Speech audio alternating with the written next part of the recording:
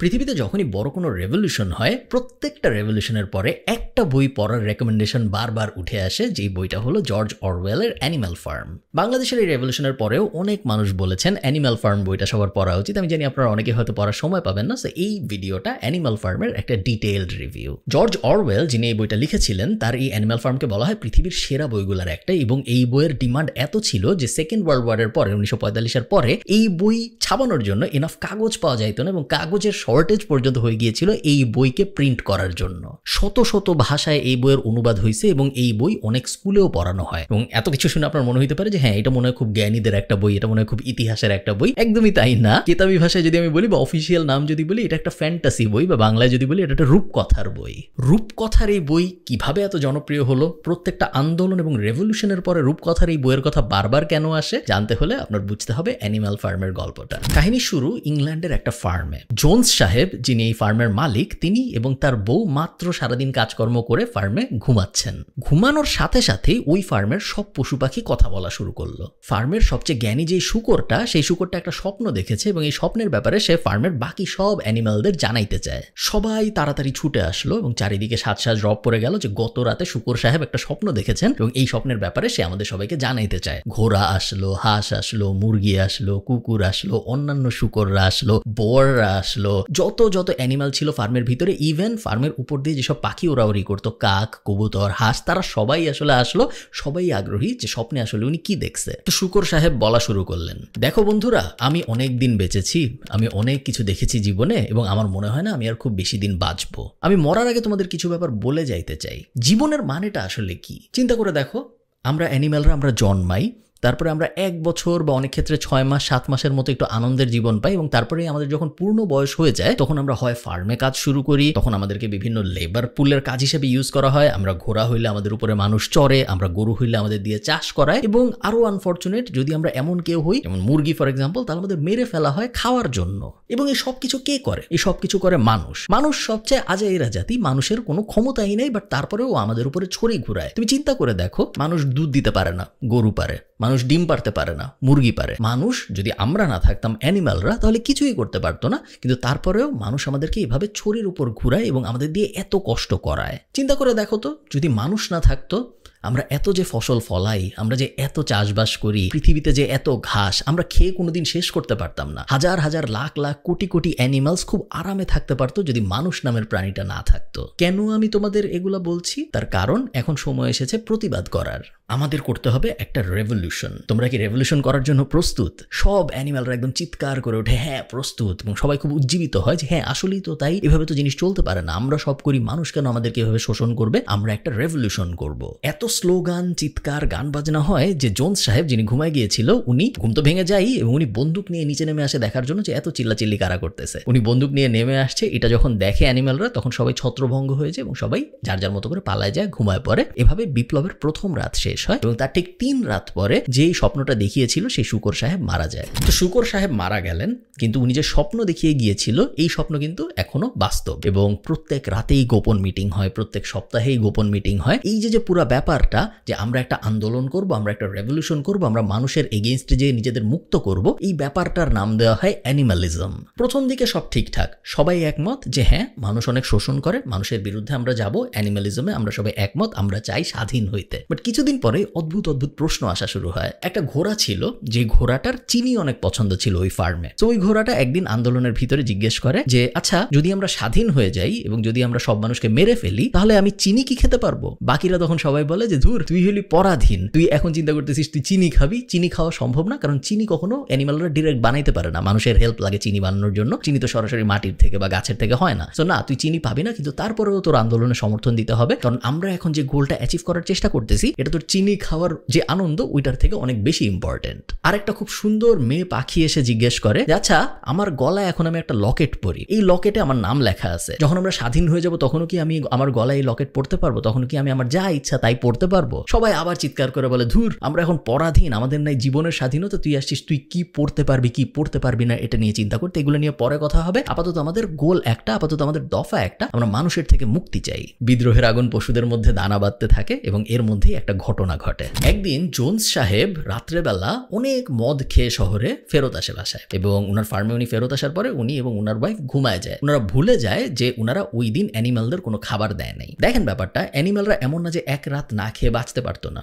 হ্যাঁ, এক রাত না খেয়ে ওরা বাঁচতে পারতো, ওদের তেমন কোনো ক্ষতি হইতো না, true. But at the same time এই যে পুঞ্জি ক্ষোভ, এই যে গত 10 বছরের ক্ষোভ, গত 5 বছরের ক্ষোভ, ওদেরকে অনেক কষ্ট করানোর ক্ষোভ, ওদেরকে ঠিকমতো জাস্টিস না দেওয়ার ক্ষোভ, ওদের উপর ন্যায় বিচার না করার ক্ষোভ, এই সব ক্ষোভ মিলে টিলে ওই যে একদিন খাবার দেয় নাই ভুলে, ওই ব্যাপারটায় সব স্ফুলিঙ্গর মতো আঘাত হানে এবং গরুরা ফার্স্টে বের হয়ে আসে দড়ি ছিঁড়ে, যে আমাদেরকে খাবার দেয়নি, এটা কিভাবে হইতে পারে, আমরা এটা মানি না, আমরা রেভলিউশন করব। গরুদের দেখে ঘোড়ারাও বের হয়ে আসে এবং কিছুক্ষণের মধ্যে 10-15 মিনিটের মধ্যে পুরো অ্যানিমাল ফার্মের ভিতরে যত অ্যানিমাল ছিল সবাই বের হয়ে আসে এবং সবাই ওই ফার্মের যে মালিক জোন্স সাহেব তার বাড়ির দিকে দৌড়ানো শুরু করে যে এই মানুষ কিভাবে আমাদের খাবার না দিয়ে থাকে। বুঝতে হবে আপনাদের, ব্যাপারটা কিন্তু আসলে খাবারের না। এক রাতের খাবারের জন্য এই ক্ষোভ হয় নাই, এক রাতের খাবারের জন্য এই আন্দোলন হয় নাই। অনেক দিন ধরে যে অ্যানিমালিজম চলতেছিল, অনেক দিন ধরে যে বিদ্রোহ চলতেছিল, সেইটার শেষ পরিণতি হইল এই আন্দোলনটা। জোন্স সাহেব বারান্দা থেকে যখন দেখে যে সব অ্যানিমাল আমার দিকে ছুটে আসতেছে, সে উল্টা অবাক হয়। এতদিন ধরে এদের এত খাওয়াইলাম, এতদিন ধরে এত এদের আদর করলাম, ওই ঘোড়াটা, একটা ঘোড়া দৌড়ে আসতেছিল, ওই ঘোড়াটা দেখে জোন্স সাহেব ভাবে যে এই ঘোড়াটাকে আমি ব্রাশ পর্যন্ত করে দিছি, ওর কাঁধে লোমের উপরে আমি ব্রাশ দিয়ে ডোলেও দিছি, ওদেরকে আমি কলার পরাইতাম সুন্দর সুন্দর, এত কিছুর পরে ওরা কেন আমার বিরুদ্ধে যাচ্ছে? জোন্স সাহেব বুঝেই না যে জিনিসটা আসলে কেন হচ্ছে। জোন্স সাহেব পালিয়ে যেতে বাধ্য হয়, ওনার সাথে ওনার বউ পালায় যায় এবং ফার্মের 4 কর্মচারী ছিল তারাও পালায় যায়। সবাই পালায় যেতে বাধ্য হয়, তার কারণ তাদেরকে যদি এই অ্যানিমালগুলো পেতো তাহলে তাদেরকে সঙ্গে সঙ্গে মেরে ফেলা হইতো। সবাই উল্লাস শুরু করে এবং সবাই মিলে জোন্স সাহেবের বাসায় ঢুকে যায়। বাসায় ঢুকে যাওয়ার পরে সবাই বাসা ভাঙচুর শুরু করে, কারণ এই বাসা স্বৈর শাসকের প্রতীক। এই বাসায় বিশাল ভাঙচুর হয়। ঘোড়াকে মারার জন্য যে হুইপ ব্যবহার করা হইতো ওইটা নিয়ে আসা হয়, শুকরকে জবাই করার জন্য যে ছুরি ব্যবহার করা হইতো ওইটা নিয়ে আসা হয়, গরুর যে খুর ছিল, ঘোড়ার যে খুর ছিল ওগুলা নিয়ে আসা হয়, যে স্যাডেল ছিল যেটার উপরে মানুষ বসতো, ঘোড়ার উপরে ওটা দিত, ওটার উপরে মানুষ বসতো, ওইটা নিয়ে আসা হয়। সব এনে বাসার সামনে জড়ো করে পুড়ায় ফেলা হয় এবং বিশাল এক আগুন জ্বালায় দেওয়া হয় এবং আগুনের ভিতরে স্বৈর শাসকের যত আলামত ছিল, এই সব ছুরি টুরি ইত্যাদি ইত্যাদি সবকিছু পুড়ায় ফেলা হয়, কারণ এখন অ্যানিমাল ফার্ম স্বাধীন হয়েছে। তছনছ করতে করতে আগুন জ্বালাইতে সব অ্যানিমালরা ফার্মের বিভিন্ন জায়গায় ঘুমায় যায়, তার কারণ তারা সবাই টায়ার্ড, এমনিতেই সারাদিন খাবার পায়নি এবং তারপরে এত বড় একটা রেভলিউশন করতে হয়েছে। স্বাধীনতার ওই আনন্দটা নিয়ে যে যার মতো করে জায়গায় ঘুমায় পড়ে। পরের দিন সকালবেলা স্বাধীন ফার্মের প্রথম সকাল, সবাই ভোরবেলা ওঠে, কারণ যেহেতু ওরা অ্যানিমাল সবাই ভোর 6টায় উঠে যায়, ভোর 5টায় উঠে যায়। বাট উঠে কেউ বুঝতেছে না যে আজকে আমরা কি করব, আজকে আমাদেরকে আদেশ দেওয়ার কেউ নাই, আজকে আমার কি করতে হবে আমি ঠিক নিশ্চিত না। আমি স্বাধীন, ইয়েস, আমার ভাল লাগতেছে, ইয়েস, বাট আমি করবোটা আসলে কি, এটা কোনো অ্যানিমাল বুঝতে পারতেছিল না। এরকম সময় 2টা জ্ঞানী শূকর আসে। 2টা জ্ঞানী শূকর এসে বলে, এতদিন ধরে যখন অ্যানিমালিজম চলতেছিল আমরা গোপনে গোপনে আরেকটা কাজ করতেছিলাম, আমরা পড়াশোনা শিখতেছিলাম। আমরা মিস্টার জোন্সের কিছু গোপন বইপত্র পেয়েছি, ওগুলা দেখে দেখে আমরা লেখাপড়া শিখে গিয়েছি। এবং ওরা আরো বলে, আমরা 7টা রুল লিখে এনেছি, এই রুলগুলা এখন থেকে অ্যানিমাল কিংডমের সবাই পালন করবে। 7টা রুল আমি আপনাদের বলতেছি না, ওটা খুব একটা জরুরি না, বাট কয়েকটা বলতে পারি। রুলগুলোর মধ্যে একটা ছিল, 2 পায়ে যারা হাঁটবে তাদেরকে আমরা এখন থেকে আর বিশ্বাস করব না, 4 পায়ে যারা হাঁটবে তাদের উপর আর কোনো অন্যায় অবিচার হবে না, কেউ এখন থেকে কোনো বেল্ট পরবে না, কেউ এখন থেকে খড়ের বিছানা, মানুষ যে বিছানা তৈরি করে দিত সেরকম বিছানায় ঘুমাবে না, ইত্যাদি ইত্যাদি। যাই হোক, এরপর আরো 1-2 দিন কেটে যায় এবং ফার্মে প্রথম সমস্যা দেখা দেয়। গরুগুলা যাদের দুধ দোয়ানো হয় নাই 2 থেকে 3 দিন, তারা কষ্ট পাওয়া শুরু করে, কারণ এখন দুধ দোয়ানোর জন্য কোনো মানুষ নাই। অনেক কষ্টে শুকররা ঘোড়ারা পরামর্শ করে টোরে কোনো না কোনোভাবে দুধ দোয়ানো পসিবল হয় এবং 5 বালতি দুধ পাওয়া যায়। এখন প্রশ্ন হলো, এই দুধ নিয়ে কি করবো আমরা? আগে তো জোন্স সাহেব দুধ নিয়ে যেত বিক্রি করার জন্য, বাট এখন তো অ্যানিমালরা তো আর বিক্রি করতে পারবে না মানুষের কাছে দুধ। দুধ ওইভাবে 5 বালতি রেখে দেওয়া হয়, রেখে দিয়ে সবাই যে যার মতো করে ওই দিনের কাজে চলে যায়। সারাদিন কাজ বাজ করে ফেরত আসার পরে কয়েকজন নোটিস করে যে ওই 5 বালতি দুধ আসলে নাই। আশপাশে জিজ্ঞেস করা হয় যে এই 5 বালতি দুধের কি হইলো, সকালে যে দুধ দোয়ানো হইলো ওটা আসলে গেল কই? কেউ কোনো সদুত্তর দিতে পারে না যে দুধটার আসলে কি হয়েছে। যাই হোক, এভাবে দিন চলতে থাকে, সবাই আগের মতোই কাজকর্ম করতে থাকে, প্রতিদিন সবাই চাষবাস করে, বাট এখন করতেছে নিজের জন্য। আগে করতে হইতো মানুষের জন্য, এখন আর মানুষের ঝামেলা নেই, এখন সবাই চাষবাস যা করতেছে সবকিছু করতেছে নিজেদের জন্য। অনেক কষ্ট হচ্ছে, কারণ অনেক মেশিন আছে যেগুলো মানুষ ছাড়া চালানো সম্ভব না, অনেক প্রসেস আছে যেগুলো আসলে জোন্স সাহেব এবং তার দল না থাকলে নিজেদের পক্ষে অ্যানিমালদের মধ্যে করা সম্ভব না। বাট তারপরেও কেউ একবারও ভুলেও বলে না যে আগের সময়টাই ভালো ছিল, মিস্টার জোন্সের শাসনামলী ভালো ছিল, এখন আমরা খারাপ আছি, এটা কেউ ভুলেও বলে না। বিভিন্ন সমস্যা সমাধানের জন্য বিভিন্ন কমিটি গঠন করা হয়। হয়, দুধ দোয়ানো কমিটি, ডিম কমিটি ইত্যাদি ইত্যাদি, যাদের কাজ হলো স্পেসিফিক প্রবলেমটা যেন আর একটু ইজ করা যায়, একটু সহজে সলভ করা যায়, এই ব্যাপারগুলো নিয়ে কাজ করতে। প্রত্যেকটা কমিটি চালানোর জন্য চাঁদা তোলা শুরু হয় এবং এই চাঁদা দেয় সাধারণ অ্যানিম্যালরা। একদিন এক ঘোড়া কাজ করে ফেরত আসতেছিল এবং ফেরত আসার সময় সে দেখে একটা শূকর, ওই যে জ্ঞানী 2 শূকর ছিল তাদের মধ্যে একজন এক বালতি দুধ নিয়ে হেঁটে হেঁটে একটা ঘরের দিকে যাচ্ছে। তো ঘোড়াটা ওর পিছন পিছন যায় এবং ও দেখে যে এই শূকরটা আসলে খড়ের সাথে এই দুধ মিশায় খায়। সবাই রাগ হয়ে যায় যে এতদিন ধরে তো কেউ বুঝতো না যে দুধ আসলে কই যাইতো, বিভিন্ন সময় দুধ হারায় যাইতো, এবং এখন দেখা যায় যে এই দুধ আসলে শূকররা, যে 2 জ্ঞানী শূকর ছিল যাদের পড়ালেখা আছে, তারা খড়ের সাথে মিশায় নিজেরা খেয়ে ফেলতো। সবাই অনেক রেগে যায় এবং 2টা শূকরকে জিজ্ঞেস করা হয় একদম মাঝখানে বসায় যে তোমরা দুধ চুরি করতেছিলা কেন? শূকরগুলা চিৎকার করে বলে যে তোমাদের কি মনে হয় আমরা দুধ চুরি করতেছিলাম আমাদের জন্য? না, একদমই না, আমাদের দুধ খাইতে ভালোও লাগে না, তারপরেও আমরা দুধ খাই কারণ দুধ খেলে ব্রেইন ভালো হয়, এবং আমাদের ব্রেইন যদি ভালো না হয় তাহলে আমরা জোনসের এই ফার্ম শাসন করতে পারবো না, আমরা জোনসের এই ফার্ম চালাইতে পারবো না, এবং আমরা যদি দুধ না খাই, আমরা যদি আমাদের ব্রেইন ভালো না করি, আমরা যদি এই ফার্ম চালাইতে না পারি, তাহলে আবার জোনসই ফেরত আসবে। তোমরা কি এটা চাও যে আবার জোনস ফেরত আসুক? সবাই চিৎকার করে বলে না, তা আমরা চাই না। তখন শূকররা বলে তাহলে আমাদের এই দুধ খেতে দিতে হবে, আমরা নিজেরাও দুধ খেতে চাই না, বাট তারপরেও আমাদের দুধ খেতে হবে তোমাদের ভালোর জন্য। সবাই মোটামুটি মেনে রাজি হয়ে যায়। আশপাশের ফার্মে, ওখানে কিন্তু পাশাপাশি অনেকগুলো ফার্ম ছিল, সো জোনসদের একটা ফার্ম, তার পাশে আর একটা ফার্ম, তার পাশে আরেকটা ফার্ম, ইংল্যান্ডে অনেকগুলো ফার্ম পাশাপাশি। আশপাশের ফার্মে আস্তে আস্তে খবর যাওয়া শুরু করে, পাখিরা কবুতররা খবর নিয়ে যায় যে ওই ফার্ম স্বাধীন হয়ে গেছে। আশপাশের ফার্মের মালিকরা একটু টেনশনে পড়ে যায় যে ওই পাশের ফার্ম স্বাধীন হয়ে গেছে, আমাদের ফার্মে যে অ্যানিম্যালরা আছে এরা যদি বিদ্রোহ করে তাহলে কি হবে? সে এই ফার্মের মালিকগুলা একটা বুদ্ধি করে, আচ্ছা আমরা আমাদের অ্যানিম্যালদের সামনে আবল তাবল গল্প করব, এবং এই ফার্মের মালিকরা গল্প করা শুরু করে যে ওই যে পাশের ফার্ম যেটা স্বাধীন হয়েছে ওই ফার্মে এখন খুব বাজে অবস্থা, ওই ফার্মে এখন কোনো আইন কানুনের ব্যবস্থা নাই, অ্যানিম্যালরা নিজেরাই নিজেদের মাংস খাচ্ছে, যে যার সাথে পারতেছে মারামারি করতেছে, ওখানে রেপ হচ্ছে, ওখানে খুনাখুনি হচ্ছে, ওখানে আগুন জ্বালানো হচ্ছে। ভাগ্যিস আমাদের ফার্মে এরকম হচ্ছে না। অ্যানিম্যালদের শোনায় শোনায় এই ফার্মের মালিকরা নিজেরাই এগুলো বলতে থাকে যাতে করে ওদের নিজেদের ভিতরে কোনো দাঙ্গা ফ্যাসাদ না বাঁধে। এভাবে চলতে থাকে এবং হঠাৎ করে একদিন একটা কাহিনী হয়। জোনস সাহেব তার যে 4 কর্মী নিয়ে পালায় গেছিল, তারা 5 জনই আবার ফার্মে ব্যাক করে এবং যুদ্ধ করতে বন্দুক টন্দুক নিয়ে ওরা ফার্মের ভিতরে ঢুকে যায়।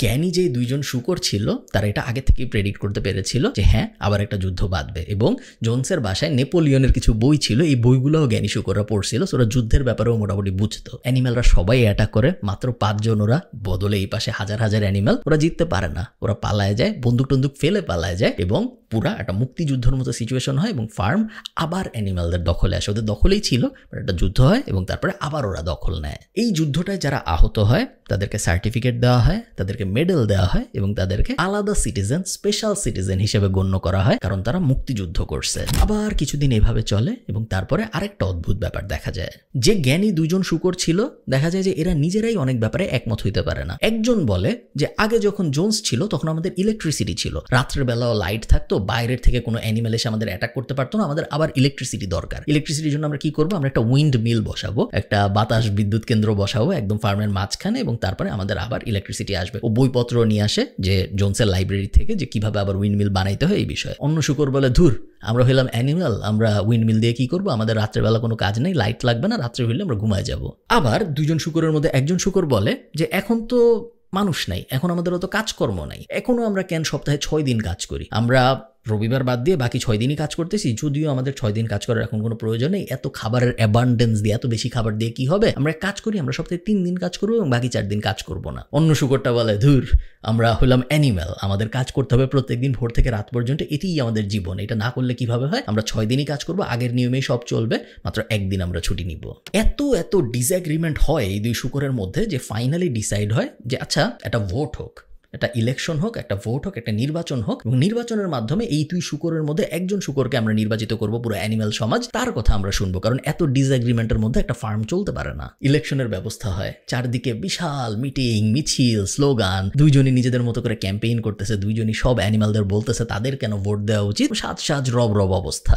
ভোটের দিন একটা খুব বাজে ব্যাপার হয়। ভোটের দিন 2 জন শূকর ফাইনাল ভাষণ দেয় নিজেদের, এবং নিজেদের ফাইনাল ভাষণ দেওয়ার পরে একটা শূকর বুঝে যে ও আসলে জিতবে না, কারণ অন্য জনের ভাষণের পরে যে পরিমাণ চেয়ার, তালি, হাততালি ইত্যাদি হয়েছে, ওর সময় ওটা হয়নি। ও যেটা করে, ওর অনুগত 4টা কুকুর ছিল, ওই 4টা কুকুরকে অন্য শূকরটার পিছনে লেলায় দেয়। ওরা ধাওয়া করে ওকে মারার জন্য, পেলে একদম মেরেই ফেলতো। শূকরও পালানো শুরু করে এবং কোনো মতে জান নিয়ে শূকর ফার্ম টপকায় দেওয়ালে পাশের ফার্মে চলে যায়। কোনো মতে ওই প্রধানমন্ত্রী পদপ্রার্থী যান নিয়ে বাঁচে। এরপরে তো আর ইলেকশনের কিছু নেই, কারণ ইলেকশনের যে 2 ক্যান্ডিডেট ছিল তার মধ্যে এক ক্যান্ডিডেট পালায় গেছে, অন্যজন বিনা ভোটে প্রধানমন্ত্রী নির্বাচিত হয়। সবাই অবাক হয়ে দেখে আগে যেই কুকুরগুলা জোনসের সাথে ঘুরতো, জোনসের সাথে হাঁটাহাঁটি করতো, জোনসের সাথে হাঁটার সময় লেজ নাড়াইতো, সেই সেম কুকুরগুলা, সেই সেম 4টা কুকুর এখন এই নতুন প্রধানমন্ত্রীর সাথে সারাদিন হাঁটে। নতুন প্রধানমন্ত্রী যেখানে যায় সেখানেই ওরা যায়, সারাক্ষণ ওদেরও নতুন প্রধানমন্ত্রীকে দেখলেই লেজ নড়ে। এর মধ্যে নতুন প্রধানমন্ত্রী ওই ব্যাপারটা রিয়ালাইজ করে যে এই যে সবার সামনে 4টা কুকুর দিয়ে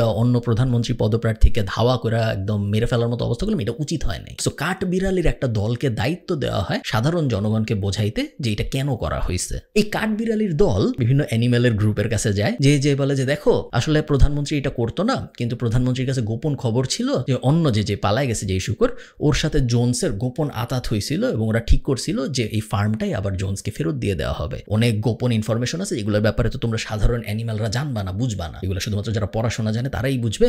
আমাদের প্রধানমন্ত্রী এগুলো জানতো এবং উনি অনেক কষ্টের পরেও এরকম একটা ব্যবস্থা নিছে যাতে করে আমাদের ফার্মটা বাঁচানো যায়। আমাদের প্রধানমন্ত্রীর ক্ষমতার কোনো লোভ নেই, উনি ক্ষমতা চায়ও না, উনি প্রধানমন্ত্রী হইতে চায়ও নাই, উনি সব কিছু করছে শুধুমাত্র তোমাদের জন্য, শুধুমাত্র তোমাদের ফার্মকে বাঁচানোর জন্য। অনেকে এই কাহিনী মানে, অনেকে কাঠবিড়ালিদের কথা বিশ্বাস করে, অনেকে বিশ্বাস করে না। যারা বিশ্বাস করে না দেখা যায় আস্তে আস্তে তারা নাই হয়ে যাচ্ছে। এক রাতে সবাই ঘুমায়, সকালবেলা উঠে দেখা যায় তাদের অনেকে নাই, আরেক রাতে সবাই ঘুমায়, উঠে দেখা যায় অনেকে নাই, এবং আস্তে আস্তে যারা মানে না এরকম মানুষের সংখ্যা কমা শুরু করে।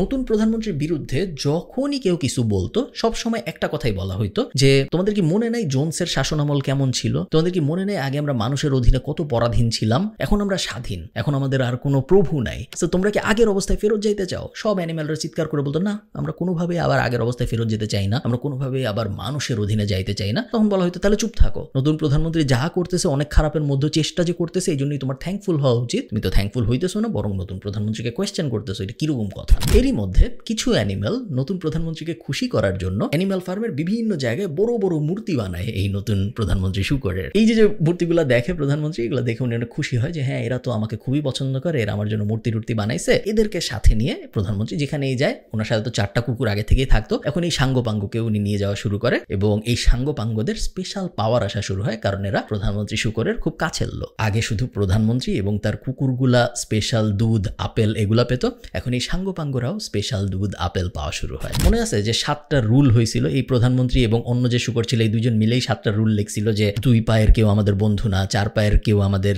শত্রু না, আমরা কখনো মানুষের দেয়া বিছানায় ঘুমাবো না, ইত্যাদি ইত্যাদি। নতুন প্রধানমন্ত্রী ঠিকই যে জোনসের বাসায় ওঠে এবং জোনসের বেডরুমে ঘুমানো শুরু করে। অনেকে বলে যে আচ্ছা আমাদের সংবিধানে তো ছিল আমরা কখনো মানুষের দেওয়া বিছানায় ঘুমাবো না, তাহলে নতুন প্রধানমন্ত্রী কেন যায় এরকম জোনসের বেডরুমে যায় ঘুমাইতেছে? আবারও কাঠবিড়ালিদের দায়িত্ব দেওয়া হয় আবল তাবল বোঝানোর জন্য। কাঠবিড়ালিরা যে সাধারণ মানুষকে বোঝায় যে প্রধানমন্ত্রীর কোনো ইচ্ছা নাই এরকম বিছানায় ঘুমানোর, প্রধানমন্ত্রী ঘুমাচ্ছে এইসব বিছানায় কারণ এরকম বিছানায় ঘুমাইলে পিঠটা সুন্দর থাকে, যদি পিঠটা সুন্দর থাকে তাহলে ওনার বডিটা স্ট্রেংথি থাকে এবং বডিতে যদি অনেক শক্তি থাকে তাহলে উনি সামনে যে বিপদ আসতেছে, আবার জোনস আসবে, আবারও যুদ্ধ হবে, ওইসব বিপদের জন্য মোকাবেলা করতে হবে। মোকাবেলার জন্য শক্ত বডি দরকার এবং অনেক পড়াশোনা দরকার। এই জন্যই আসলে উনি বিছানায় ঘুমাচ্ছে। ওনার নিজেরও বিছানায় ঘুমাইতে খুব একটা ভালো লাগে না, জাস্ট তোমাদের জন্যই উনি বিছানায় ঘুমাচ্ছে। কঠিন একটা শীতকাল আসে এরপরে এবং খাবারের অনেক শর্টেজ দেখা যায়, অ্যানিমেলদের মধ্যে অনেকে মারা যায়, অনেকের বিভিন্ন ধরনের অসুখ হয়, সব মিলায় খুব বাজে একটা অবস্থার সৃষ্টি হয়। সবাই প্রধানমন্ত্রীর সাথে কথা বলতে চায় যে প্রধানমন্ত্রী এরকম একটা বাজে অবস্থা, আমাদেরকে বাঁচানোর জন্য আপনি কিছু করেন। কিন্তু যখনই কেউ প্রধানমন্ত্রীর সাথে কথা বলতে যায়, প্রধানমন্ত্রী তখন জোনসের বাসায় থাকে, ওই বাসার প্রত্যেকটা দরজায় একটা করে কুকুর গার্ড বসানো এবং কেউ প্রধানমন্ত্রীর কাছে কাউকে যেতে দেয় না এবং বলা হয় প্রধানমন্ত্রী পড়াশোনা নিয়ে অনেক বিজি আছেন, প্রধানমন্ত্রী এখন কারোর সাথে দেখা করতে পারবেন না।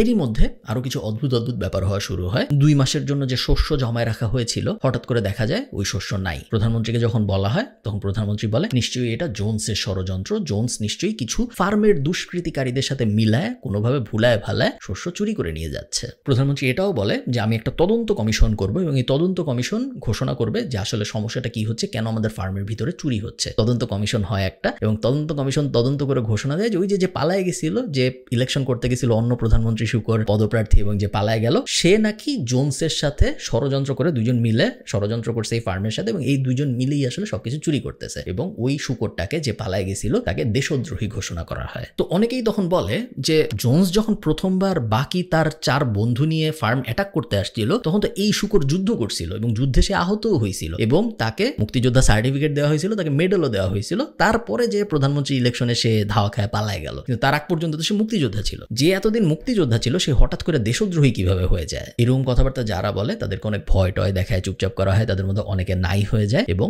ওই মেডেল, ওই মুক্তিযোদ্ধার সনদ সবকিছু প্রধানমন্ত্রী বাতিল ঘোষণা করেন। অবস্থা এমন দাঁড়ায়, আগে যেই শূকর বাকি অ্যানিমালদের সাথে থাকতো, আগে যেই শূকরকে একদম স্বাভাবিক নামে ডাকা যেত, সবাই একসাথে ঘুমাইতো একদম মাটির মধ্যে, সে এখন থাকে জোনসের বাসায়, যেটার নাম এখন প্রধানমন্ত্রীর কার্যালয়। এবং এই শূকরকে এখন আর নর্মাল নামে ডাকা যায় না, তাকে ডাকতে হয় মাননীয় লিডার বলে, তাকে ডাকতে হয় মাননীয় প্রধানমন্ত্রী বলে। নর্মাল ভাবে তার ব্যাপারে যে কোনো কথা বললেই হয় তার কুকুরগুলো, তার যে 4টা পোষা কুকুর আছে তারা, অথবা তার যে সাঙ্গপাঙ্গ আছে যারা মূর্তি বানাইছিল, এই বানাইছিল, ওই বানাইছিল, তারা ধেয়ে আসে এবং তারা অবিচার করার চেষ্টা করে। শুধু তাই না, ফার্মে যত গান লেখা হয়, যত কবিতা লেখা হয়, সবকিছু আগে প্রধানমন্ত্রীর কার্যালয়ে পাঠাইতে হয়। এটা প্রধানমন্ত্রী পড়েন এবং তার যদি পছন্দ হয় তাহলেই তার পারমিশন দেওয়া হয় যে হ্যাঁ এটা এখন ফার্মে ছড়ানো যাবে। যদি তার পছন্দ না হয় তাহলে তখনই ওটা ছিঁড়ে ফেলে দেওয়া হয়, ওটার আলোর মুখ দেখে না। ছোট ছোট যে অ্যানিমেলগুলো ফার্মে জন্মায় তাদের পড়াশোনার ব্যবস্থা করা হয়, কিন্তু দেখা যায় যে পড়াশোনার যে বই, এই বইগুলোর ভেতরে লেখা এই প্রধানমন্ত্রী কিভাবে আসলে ফার্মটা স্বাধীন করেছে জোনসের কাছ থেকে। ফার্মটা স্বাধীন যে সব অ্যানিমেল মিলে করলো, ফার্মটা স্বাধীনে যে আরেকজন প্রধানমন্ত্রীর ক্যান্ডিডেট শূকর ছিল যিনি পালায়ে গেছেন, ওগুলোর কোনো কথা আসলে এই বইগুলোর মধ্যে নাই। পুরো বইগুলোর মধ্যে লেখা শুধুমাত্র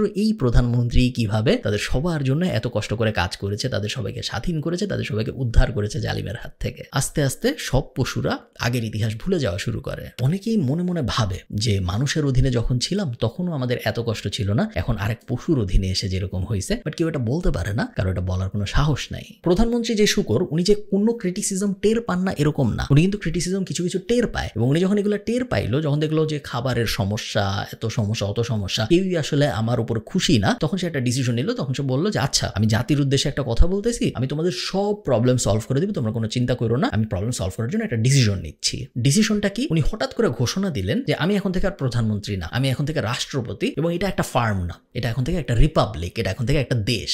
সবাই যখন বলে যে আচ্ছা বুঝলাম আপনি, আমরা এখন আর ফার্ম না, আমরা এখন একটা দেশ, আচ্ছা বুঝলাম আপনি প্রধানমন্ত্রী না, আপনি এখন থেকে প্রেসিডেন্ট, বাট আমার ফার্মে খাবার নাই, আমার বাসায় খাবার নাই, আমাদের অসুখ হইতেছে, আমাদের পানি নাই, এগুলোর সলিউশন কিভাবে হবে? নতুন প্রেসিডেন্ট তখন রাগ হয়ে যায়, রাগ হয়ে বলে যে তুমি কি ভুলে গেছো তুমি কোথা থেকে আসছো? তুমি একটা পরাধীন ফার্মের সাধারণ একটা পশু ছিলা যে মানুষের অধীনে কাজ করতা, এখন তুমি আর ফার্মে নাই, এখন তুমি আসো একটা স্বাধীন দেশে, এবং তোমার আরেকজন, তোমার মতোই আরেকজন, তোমার ভাই আরেক অ্যানিমেল তোমাকে শাসন করতেছে, তুমি এখন আর মানুষের অধীনে নাই। এত এত আনন্দের পরেও তুমি সামান্য খাবার নিয়ে, সামান্য পানি নিয়ে কেন টেনশন করতেছো? এখন তুমি স্বাধীন, এখন তুমি একটা স্বাধীন দেশের নাগরিক। পুরানো যে সংবিধান ছিল, যেখানে 7টা রুল ছিল, ওই সংবিধান ছিঁড়ে ফালায় দেওয়া হয়, প্রেসিডেন্ট নতুন সংবিধান বানায়। নতুন সংবিধানে একটাই লাইন, এক লাইনের সংবিধান, সেটা হলো all animals are equal but some animals are more equal than other animals.